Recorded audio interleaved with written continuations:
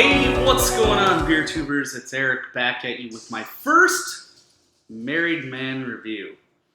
And today we're going to be looking at a beer that I'm actually quite surprised has not made it onto my channel a little sooner.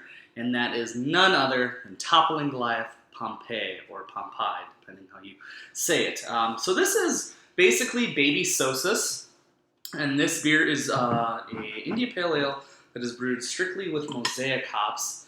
I think it is 5.5% alcohol by volume, if I recall correctly, and is right around the 60 IBUs range. So, anyways, you know, I've had this a couple times. Don't know why it's never made it to the channel, but for whatever reason it hasn't. And I figured I'd save some good beers in my fridge for John when he's feeling a little bit better. So, anyways, Pompeii pours out actually a pretty, as you can see, crystal clear. It's got a slight chill haze, a little bit of turbidity from hops and yeast, but I can see my finger through the beer. So it's that golden orangish amber, typical Toppling Goliath amber beer. It kind of reminds me of some of the tree houses that aren't quite as hazy, or just, you know, it's a nice looking beer. It's got quickly dissipating half a pinky's worth of, you know, really, really tight bubbles off white. And there's this odd alcoholic lead presence that I see. I don't think I'll focus on that, but you can see it. It's kind of weird. Anyways, let's go ahead and dive into the nose on the Pompeii. That is effectively baby Sosis. Okay, yeah. So I drink a lot of Sosis, as you guys know, especially down at Morning Delight Day. And drank a good amount of this at my bachelor party when I was down in Decorah. And this batch smells quite fruity. I don't get those gigantic, gushingly tropical fruit notes, particularly this dark pineapple note, like overripe pineapple, I should say. I mean, there is a hint of it. There's a hint of like some of that berry and then papaya.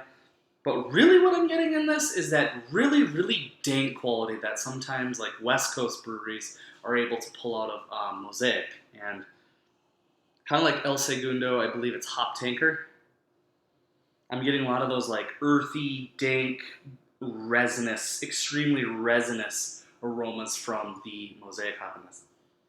Now, as I warm it up a little bit, like I should have done pre-pour, a lot more of those, and swirl it, a lot more of those tropical fruits are starting to jump out of the glass. Oh yeah, now that's that overripe pineapple. A little bit of peach. Oh, honestly, if you told me that this may be a really, really old bottle of Sosis, I might agree with you, depending on what label it is. But we're giving that a pretty good swirl. Look at the head I achieved. It smells actually a lot better, warmer. I mean, wow. Jesus. Not entirely a gusher, but juicy nonetheless. Cheers.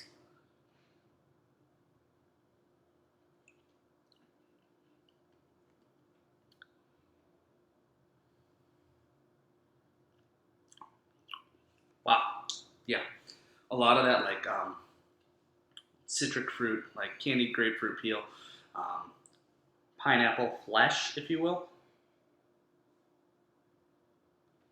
Now, I don't know if you've ever cut too close to the rind of the pineapple, or the skin, if you will, or the melon, or whatever the hell kind of fruit it is.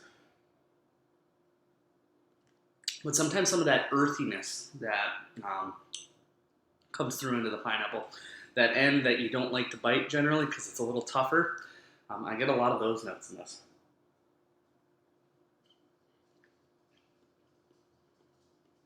Yeah. Some sugar-covered grapefruit peel. Some tangerine notes. One thing I will say is this finish is really, really dry compared to what I'm used to. Been having some hop smack lately, and that finish is so fucking creamy, you'd swear there's like lactose in it. This is a little bit dry. Dank, resinous. It's got all the attributes of a a beer that I love. And the one quality I'm forgetting to mention here is it's fucking quaffable. I'm half a bottle away in 5 minutes. Granted, first beer of the day, so why not, right? But yeah, I thought I would dive into this one and share this one since it's never been on the channel. I am freaking enjoying the hell out of this one.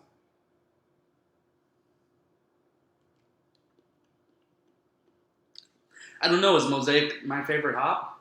So close. So close. I still like Citra, I think, a little bit more, and even a really, really good crop of Nelson gives Mosaic a run for its money, in my opinion. But this is really, really, really well done. Mouthfeel is not too bitter at 60 IBUs. Yeah, more pineapple, more tropical fruit. Sosis was a Hunnits. Sosis was that beer that, especially at Morning Delight Day, just absolutely blew my freaking mind. And Barry and Ryerson, who was down there, and any of my other buddies that I'm forgetting, Timmy, you guys all can attest that Sosis on draft at Morning Delight Day was potentially one of the best IPAs of all time. Oh, excuse me. Good hop burps, nonetheless. God, these things just come up too easily in reviews. Yeah, I'm loving this.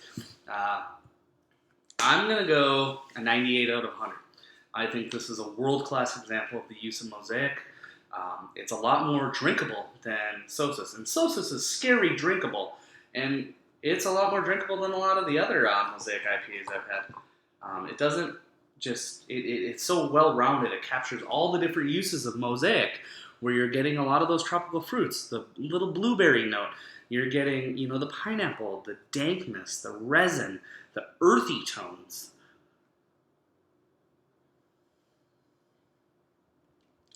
Straight up bangering. Love it. 98 out of 100, guys. Thanks for joining me for another beer review. Hope to get some newer, more exciting breweries and stuff out sooner than later. But right now, this is what's in my fridge.